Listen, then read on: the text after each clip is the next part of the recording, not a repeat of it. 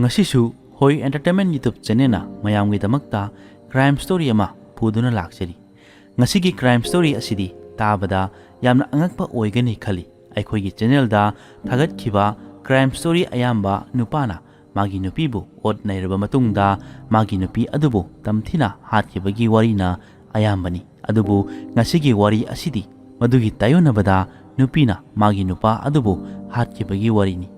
mihat asisu yam hai singna plan tawru matungda natural death ni haina lahonkhibagi wari ni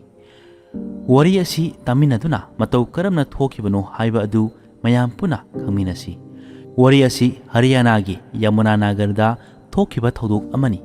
hairiba mafam asida sector number 17 gi manung channa yum ama lerami hairiba yum asida makhoi mioi mari lerami Yogesh Patra magi nupi Priyanka Patra aduga makhoi gi macha aniga punna lerambani Yogesh asi plywood ki business tawbani magi Patra plywood kauba company ama lerami hairiba company asi plywood saba company amani masida natana Yogesh ki atopa business kaya amasu lerami Yogesh asi hairiba mafam aduaida sel paibada maming thariba nupa amani Yogesh amadi Priyanka makhoi ani nungsinaduna lohongkhiba asi chahi 13 19 surabani aduga makhoigi angang ani adu hauji school da larik tamlibani Yogesh ki mama mapa amadi makhoigi mari mata sing asina Uttarakhand gi Khatima kauba mafam amada laibani makhoigi imungda sel thungi awatpa karisu leite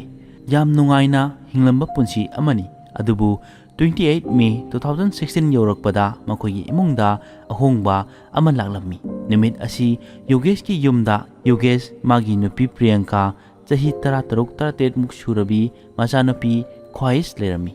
matam asi ayu anganbani makhoina tumba hokutnabagi matamni Yogesh amadi Priyanka na ground floor da tumbani aduga macha nupi khwais na first floor da tumbani Priyanka tumba hogatuna maga thangnana tumliba magi nupa Yogesh pu tumba hodoklami adubu Yogesh ti nungaina tumli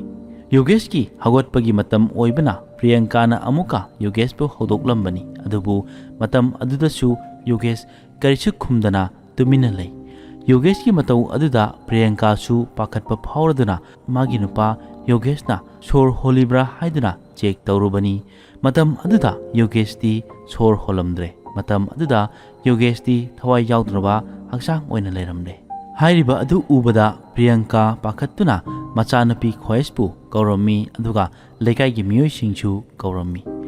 Priyanka na magi mapabu call tawduna hairami tamna yum aduda lekai adugi mioi khara chanaraklami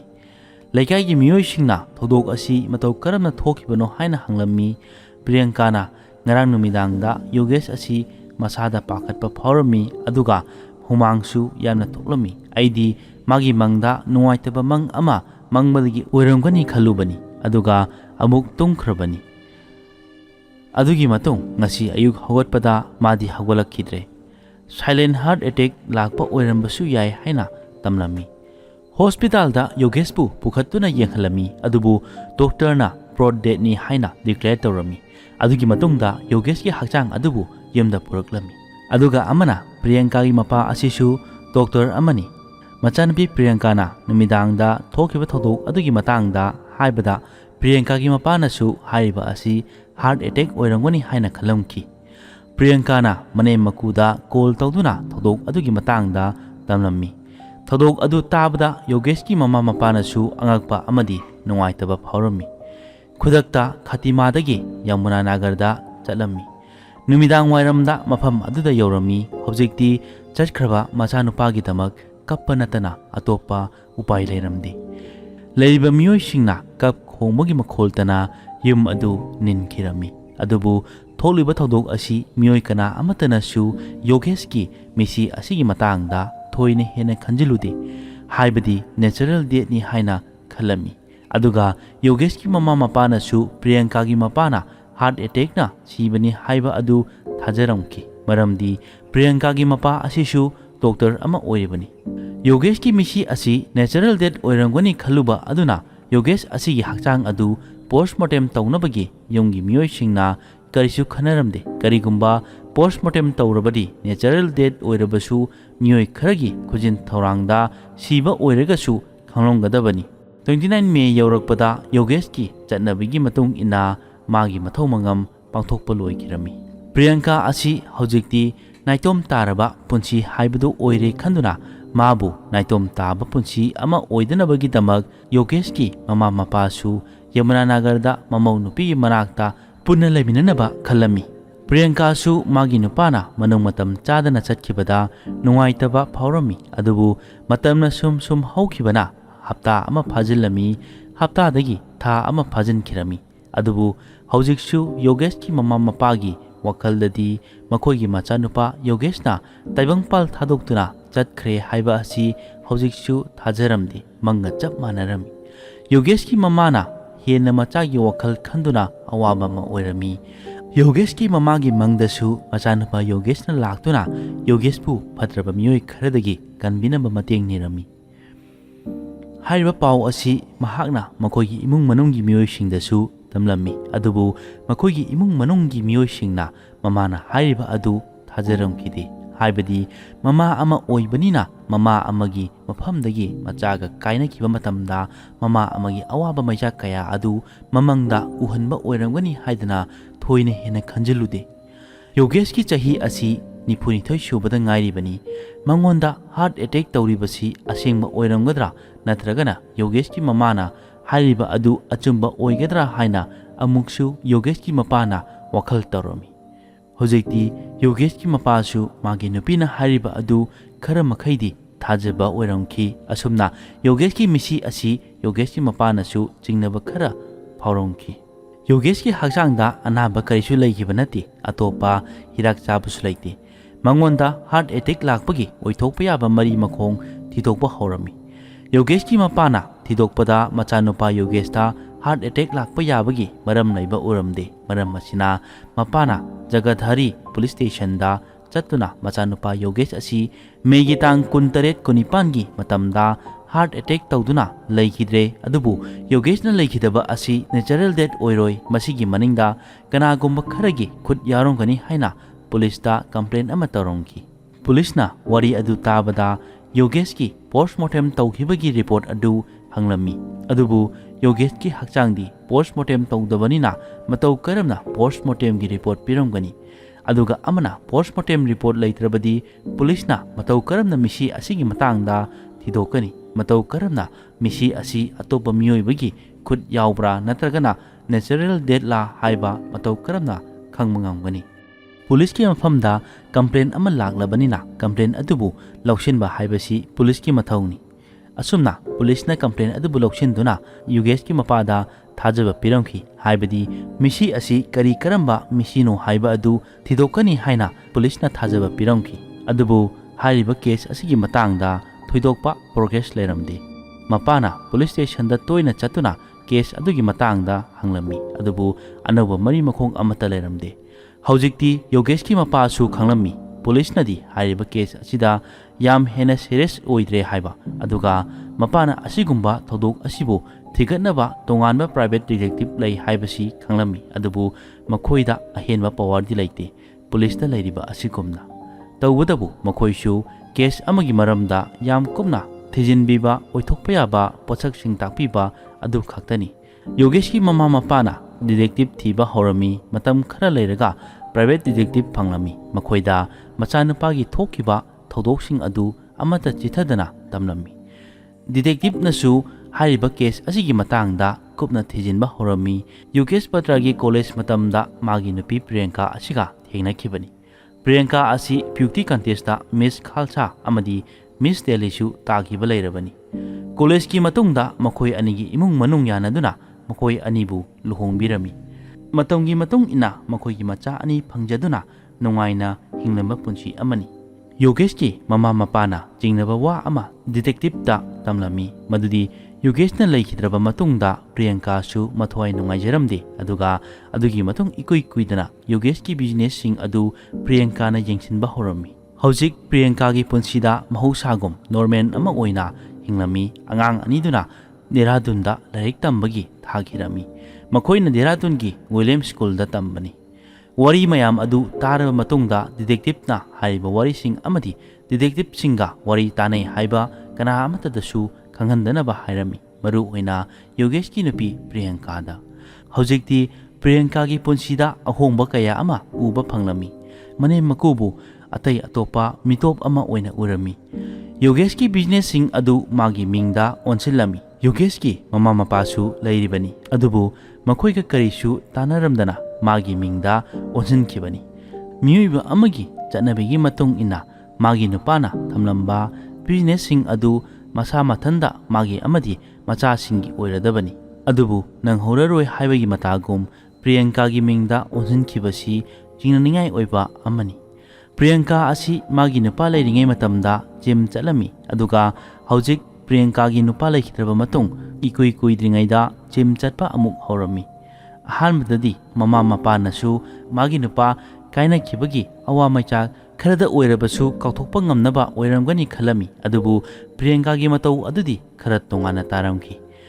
Detective-na Yogesh amadi Priyanka makoi anigi lainaramba mari adugi matangda kopna thigatpa horami. Priyanka-ga tinaba mamanabi amadi Priyanka-gi mari matasingdasu karigumba wari ama haijinduna Priyanka-gi matangda khangdoknaba detective-singna wari sarami. Detective kharana Priyanka-gi mathakta yengsinba horami. Mana chatpa mafam khuding detective-na inarami. Gym phawbadasu chalami. July thada Priyanka amadi machanupi Khwaiska Chandigarhda chalami. Detective su makhoigi matung inaduna Chandigarhda chalami.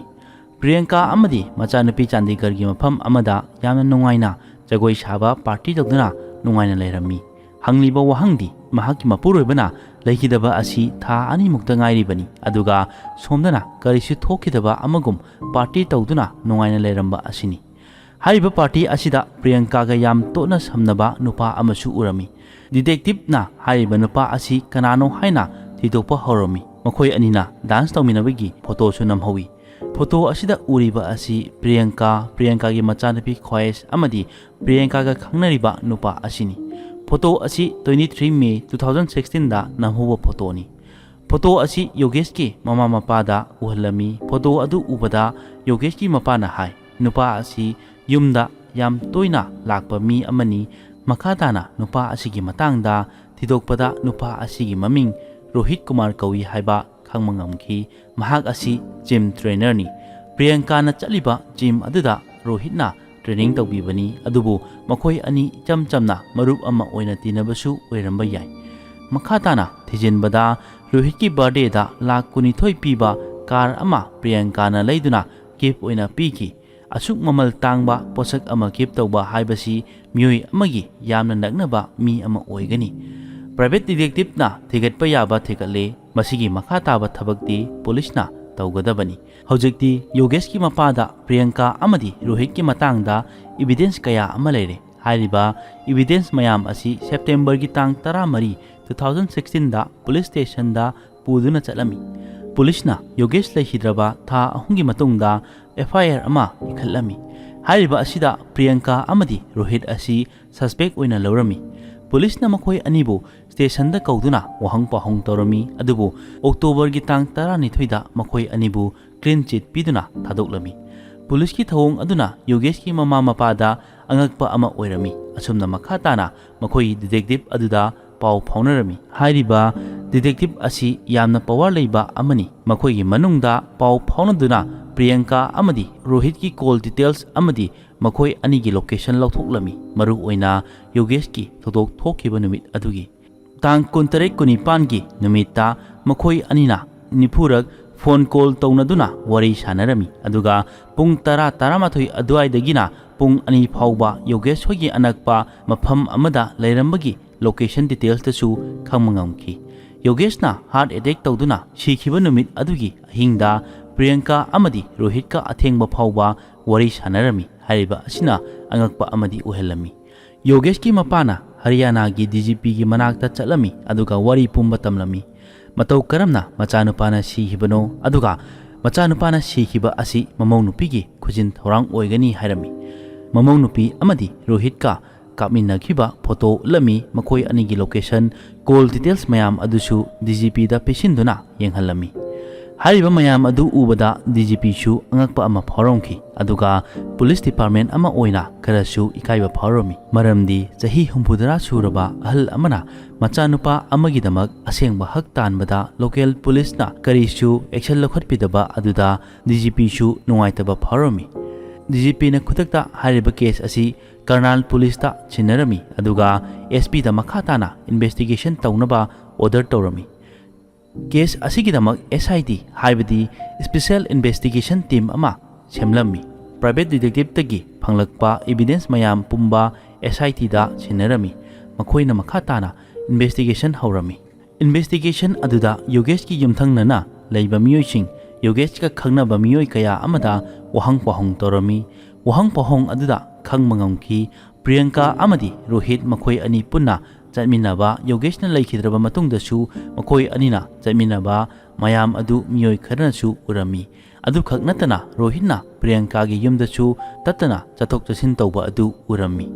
ꯑꯃꯨꯛꯀ ꯃꯈꯥ ꯇꯥꯅ official ꯑꯣꯏꯅ ꯄꯨꯂꯤꯁꯅ ꯃꯈꯣꯏ ꯑꯅꯤꯒꯤ call details ꯂꯧꯊꯣꯛꯂꯝꯃꯤ ꯑꯗꯨꯗꯁꯨ ꯃꯃꯥꯡꯗ ꯐꯪꯈ꯭ꯔꯤꯕ details ꯑꯗꯨꯒ ꯆꯞ ꯃꯥꯟꯅꯅ ꯂꯩꯔꯝꯈꯤ ꯅꯨꯃꯤꯠ ꯑꯗꯨꯗ ꯋꯥꯔꯤ ꯁꯥꯅꯈꯤꯕ ꯑꯗꯨ ꯔꯣꯍꯤꯠꯀꯤ ꯑꯁꯦꯡꯕ ꯅꯝꯕꯔꯗꯒꯤ ꯅꯠꯇꯦ ꯑꯇꯣꯞꯄ ꯁꯤꯝ ꯑꯃ ꯍꯥꯞꯂꯒ ꯋꯥꯔꯤ ꯁꯥꯅꯈꯤꯕꯅꯤ ꯑꯗꯨꯕꯨ ꯃꯤꯑꯣꯏ ꯑꯃꯅ ꯁꯤꯝ ꯑꯃ ꯁꯤꯖꯤꯟꯅꯔꯝꯂꯤꯕ ꯁꯤꯝ ꯑꯗꯨ ꯑꯃꯨꯛ ꯂꯧꯊꯣꯛꯂꯕ ꯃꯇꯨꯡꯗ ꯑꯇꯣꯞꯄ ꯁꯤꯝ ꯑꯃ ꯍꯥꯞꯄꯗꯁꯨ ꯄꯨꯂꯤꯁꯅ ꯌꯥꯝꯅ ꯂꯥꯏꯅ ꯈꯪꯕ ꯉꯝꯃꯤ ꯑꯗꯨꯒꯤ ꯃꯃꯥꯡꯗꯁꯨ ꯄ꯭रिꯌꯪꯀꯥ ꯑꯃꯗꯤ ꯔꯣꯍꯤꯠ ꯃꯈꯣꯏ ꯑꯅꯤꯅ ꯋꯥꯔꯤ ꯁꯥꯅꯔꯝꯃꯤ ꯑꯗꯨꯕꯨ 27 ꯃꯦꯒꯤ ꯅꯨꯃꯤꯗꯥꯡꯗ ꯍꯥꯟꯅꯒꯤ ꯁꯤꯝ ꯑꯗꯨ ꯂꯧꯊꯣꯛꯇꯨꯅ ꯑꯇꯣꯞꯄ ꯁꯤꯝ ꯑꯃ ꯍꯥꯞꯂꯒ ꯋꯥꯔꯤ ꯁꯥꯅꯈꯤꯕꯅꯤ ꯅꯨꯃꯤꯠ ꯑꯗꯨꯗ ꯃꯤꯑꯣꯏ ꯑꯅꯤꯒꯁꯨ ꯋꯥꯔꯤ ꯁꯥꯅꯔꯝꯃꯤ ꯑꯗꯨꯒ ꯄ꯭रिꯌꯪꯀꯥꯒꯤ ꯐꯣꯟꯗꯁꯨ ꯃꯆꯥꯅꯨꯄꯤ ꯈ꯭ꯋꯥꯏꯁꯀꯤ ꯀꯣꯜꯁꯨ ꯂꯥꯛꯂꯝꯃꯤ ꯑꯗꯨꯕꯨ ꯃꯆꯥꯅꯨꯄꯤ ꯈ꯭ꯋꯥꯏꯁ ꯑꯁꯤ ꯌꯨꯝꯗ ꯂꯩꯔꯤꯕꯅꯤ ꯑꯗꯨꯗꯤ ꯀꯔꯤ ꯃꯔꯝꯒꯤꯗꯃꯛ ꯈ꯭ꯋꯥꯏꯁꯅ ꯀꯣꯜ ꯇꯧꯔꯛꯂꯝꯂꯤꯕꯅꯣ 21 ꯃꯥꯔꯆ 2017ꯗ ꯄꯨꯂꯤꯁꯅ ꯔꯣꯍꯤꯠꯄꯨ ꯐꯥꯈꯤꯔꯝꯃꯤ ꯑꯗꯨꯒ ꯋꯥꯍꯪ ꯄꯥꯎꯍꯪ ꯇꯧꯕꯗ ꯑꯍꯥꯟꯕꯗꯗꯤ ꯍꯥꯏꯔꯝꯗꯦ ꯑꯗꯨꯕꯨ ꯀꯣꯟꯅ ꯑꯁꯦꯡꯕ ꯋꯥꯔꯤ ꯄꯨꯝꯕ ꯍꯥꯏꯔꯝꯃꯤ ꯌꯣꯒꯦꯁꯄꯨ ꯃꯈꯣꯏꯅ ꯍꯥꯠꯄꯅꯤ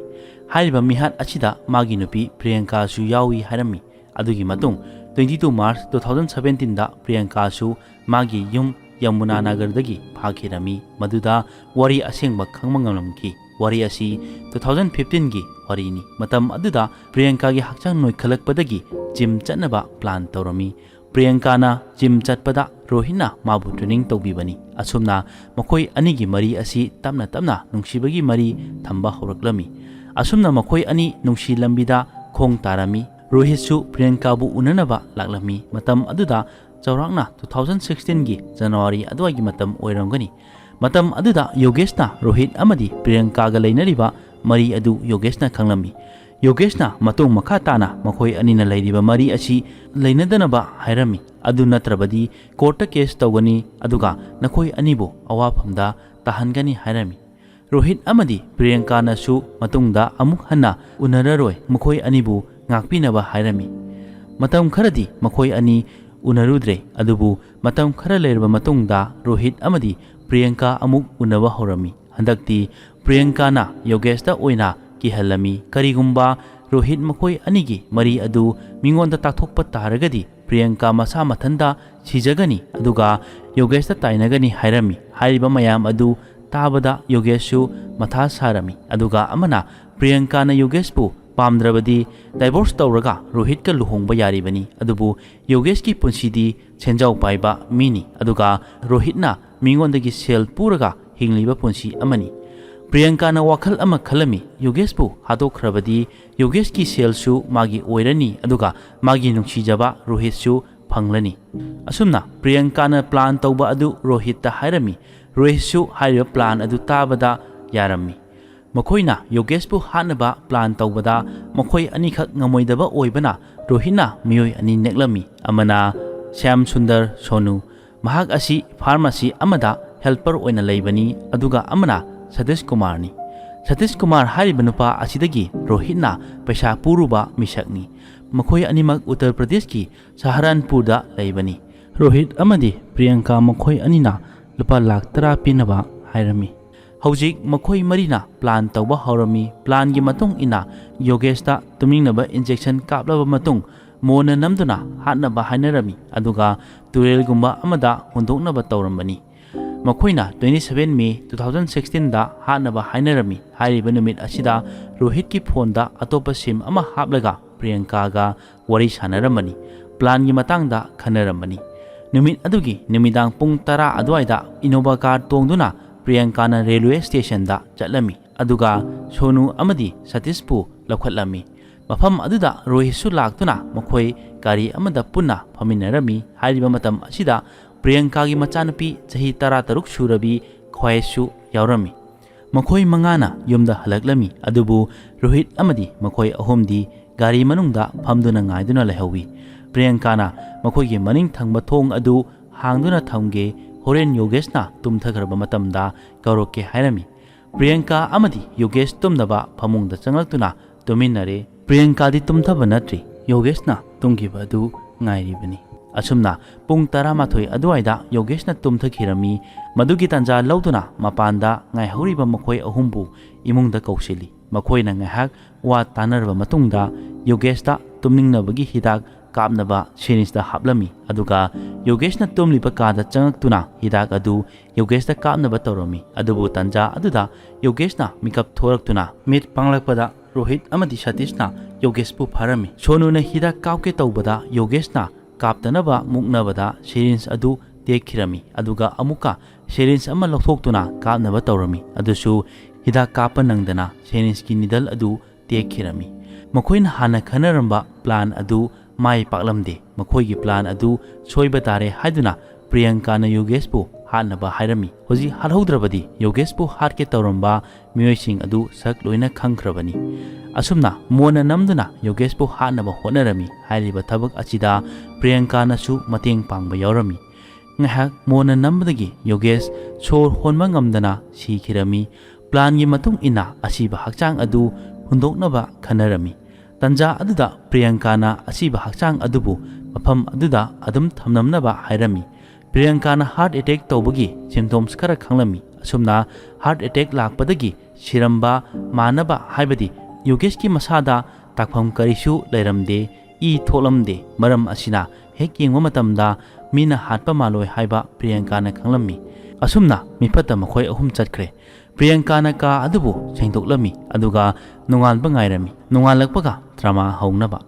ꯅꯣꯡꯉꯥꯜꯂꯛꯄꯗ ꯄ꯭रिꯌꯪꯀꯥꯅ ꯃꯤ ꯇꯥꯅꯕ ꯂꯥꯎ ꯈꯣꯡꯗꯨꯅ ꯃꯥꯒꯤ ꯗ꯭ꯔꯃꯥ ꯍꯧꯔꯝꯃꯤ꯫ ꯂꯥꯎ ꯈꯣꯡꯕꯒꯤ ꯃꯈꯣꯜ ꯇꯥꯕꯗ ꯌꯨꯝ ꯊꯪꯅꯅ ꯂꯩꯕ ꯃꯤꯑꯣꯏꯁꯤꯡ ꯂꯥꯛꯂꯝꯃꯤ꯫ ꯃꯇꯝ ꯑꯗꯨꯗ ꯃꯥꯒꯤ ꯅꯨꯄꯥ ꯑꯁꯤ ꯍꯥꯔꯠ ꯑꯦꯇꯦꯛꯅ ꯁꯤꯕꯅꯤ ꯍꯥꯏꯔꯝꯃꯤ, ꯑꯗꯨꯒ ꯍꯣꯁꯄꯤꯇꯥꯜꯗ ꯄꯨꯈꯠꯂꯝꯃꯤ꯫ ꯑꯗꯨꯕꯨ ꯄ꯭रिꯌꯪꯀꯥꯅ ꯍꯥꯔꯠ ꯑꯦꯇꯦꯛ ꯇꯧꯔꯛꯄꯗꯒꯤ ꯊꯣꯛꯈꯤꯕ ꯊꯧꯗꯣꯛꯅꯤ ꯍꯥꯏꯔꯝꯈꯤ꯫ ꯗꯣꯛꯇꯔꯅꯁꯨ ꯅꯣꯏꯅ ꯄꯨꯈꯠꯂꯛꯄꯗ ꯊꯦꯡꯈ꯭ꯔꯦ, ꯌꯣꯒꯦꯁꯇꯤ ꯍꯧꯖꯤꯛ ꯇꯥꯏꯕꯪꯄꯥꯜ ꯊꯥꯗꯣꯛꯈ꯭ꯔꯦ ꯍꯥꯏꯔꯝꯈꯤ꯫ ꯃꯇꯝ ꯑꯗꯨꯗꯗꯤ ꯄꯣꯁꯠꯃꯣꯔꯇꯦꯝ ꯇꯧꯅꯕꯒꯤ ꯊꯣꯏꯅ ꯈꯟꯅꯔꯝꯗꯦ꯫ ꯑꯁꯨꯝꯅ ꯄ꯭रिꯌꯪꯀꯥꯅ ꯌꯣꯒꯦꯁꯄꯨ ꯌꯨꯝꯗ ꯄꯨꯗꯨꯅ ꯂꯥꯛꯈꯤꯕꯅꯤ꯫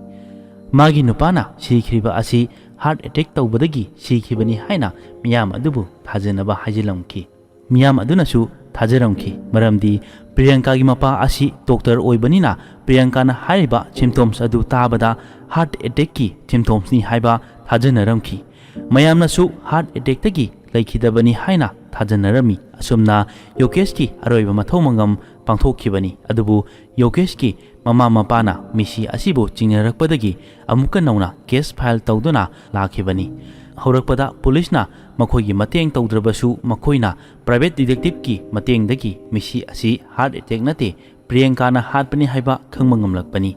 24 ꯃꯥꯔꯆ 2017ꯗ ꯁꯣꯅꯨ ꯑꯃꯗꯤ ꯁꯇꯤꯁꯁꯨ ꯄꯨꯂꯤꯁꯅ ꯐꯥꯈꯤꯔꯝꯃꯤ꯫ ꯑꯗꯨꯒꯤ ꯃꯇꯨꯡꯗ ꯌꯣꯒꯦꯁꯀꯤ ꯃꯆꯥꯅꯨꯄꯤ ꯈ꯭ꯋꯥꯏꯁꯀꯤ ꯃꯊꯛꯇꯁꯨ ꯃꯥꯒꯤ ꯃꯄꯨꯅ ꯀꯝꯄ꯭ꯂꯦꯟ ꯇꯧꯈꯤ꯫ ꯃꯥꯅ ꯃꯃꯥꯒ ꯃꯥꯟꯅꯔꯒ ꯃꯥꯒꯤ ꯃꯄꯥꯕꯨ ꯍꯥꯠꯈꯤꯕꯅꯤ ꯍꯥꯏꯔꯝꯃꯤ꯫ ꯃꯄꯥ ꯌꯣꯒꯦꯁꯅ ꯁꯤꯕ ꯃꯇꯝꯗ ꯃꯆꯥꯅꯨꯄꯤꯁꯨ ꯌꯨꯝꯗ ꯂꯩꯗꯨꯅ ꯋꯥꯆꯃꯦꯟ ꯑꯃꯒꯤ ꯃꯊꯧ ꯇꯧꯈꯤ, ꯃꯤ ꯑꯇꯣꯞꯄ ꯂꯥꯛꯄꯗ ꯃꯥꯅ ꯊꯤꯡꯅꯕ꯫ ꯃꯄꯥ ꯌꯣꯒꯦꯁ ꯂꯩꯈꯤꯗ꯭ꯔꯕ ꯃꯇꯨꯡꯗ ꯆꯥꯟꯗꯤꯒꯔꯗ ꯆꯠꯇꯨꯅ ꯄꯥꯔꯇꯤ ꯇꯧꯕꯗꯁꯨ ꯌꯥꯎꯈꯤ, ꯑꯗꯨꯒ ꯃꯃꯥꯒꯤ ꯕꯣꯏꯐ꯭ꯔꯦꯟ ꯔꯣꯍꯤꯠꯀꯁꯨ ꯐꯣꯇꯣ ꯅꯝꯃꯤꯟꯅꯈꯤ꯫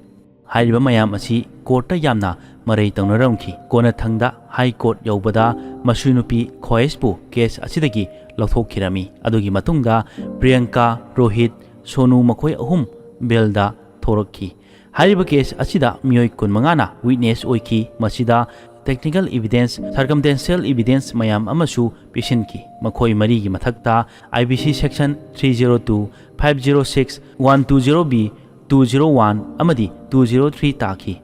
ꯑꯗꯨꯒꯤ ꯃꯇꯨꯡ 6 ꯑꯥꯒꯁ 2021ꯗ ꯌꯣꯒꯦꯁꯀꯤ ꯅꯨꯄꯤ ꯄ꯭ꯔꯤꯌꯥꯡꯀꯥ, ꯔꯣꯍꯤꯠ, ꯁꯣꯅꯨ ꯑꯃꯗꯤ ꯁꯇꯤꯁ ꯃꯈꯣꯏ ꯃꯔꯤꯕꯨ ꯌꯣꯒꯦꯁ ꯍꯥꯠꯄꯒꯤ ꯃꯔꯥꯜꯗ ꯄꯨꯟꯁꯤ ꯆꯨꯞꯄꯒꯤ ꯑꯣꯏꯅ ꯖꯦꯜꯗ ꯂꯩꯅꯕ ꯑꯣꯔꯗꯔ ꯊꯣꯛꯈꯤ ꯑꯗꯨꯒ ꯂꯨꯄꯥ 60,000ꯁꯨ ꯐꯥꯏꯟ ꯊꯤꯍꯟꯈꯤ꯫ ꯑꯗꯨꯒꯤ ꯃꯇꯨꯡꯗ ꯄ꯭ꯔꯤꯌꯥꯡꯀꯥꯒꯤ ꯃꯤꯑꯣꯏ ꯈꯔꯅ ꯄꯨꯂꯤꯁꯇ ꯁꯦꯜ ꯄꯤꯔꯝꯕꯒꯤ ꯐꯣꯇꯣꯁꯨ ꯃꯤꯗꯤꯌꯥꯅ ꯐꯣꯇꯣ ꯅꯝꯍꯧꯕꯗꯒꯤ ꯈꯪꯅꯔꯛꯈꯤ꯫ ꯑꯗꯨꯕꯨ ꯄꯨꯂꯤꯁꯅ ꯍꯥꯏꯔꯤꯕ ꯐꯣꯇꯣꯁꯤꯡ ꯑꯗꯨ ꯑꯁꯦꯡꯕ ꯅꯠꯇꯦ ꯍꯥꯏꯗꯨꯅ ꯊꯩꯗꯣꯛꯈꯤ꯫ ꯑꯗꯨꯕꯨ ꯐꯣꯇꯣ ꯑꯣꯏꯅ ꯂꯩꯍꯧꯔꯕꯗ ꯄꯨꯂꯤꯁꯁꯨ ꯂꯣꯠꯄ ꯌꯥꯗꯗꯅ DGPꯅ ꯁꯦꯜ ꯄꯤꯔꯤꯕ ꯃꯤ ꯑꯃꯗꯤ ꯄꯨꯂꯤꯁ ꯑꯗꯨꯕꯨ ꯀꯝꯄ꯭ꯂꯦꯟ ꯑꯃ ꯂꯧꯈꯠꯈꯤꯔꯝꯃꯤ꯫ ꯍꯧꯖꯤꯛꯃꯛꯀꯤ ꯑꯣꯏꯅ ꯃꯈꯥ ꯇꯥꯕ ꯀꯦꯁ ꯍꯥꯏꯀꯣꯔꯠꯇ ꯆꯠꯊꯔꯤ꯫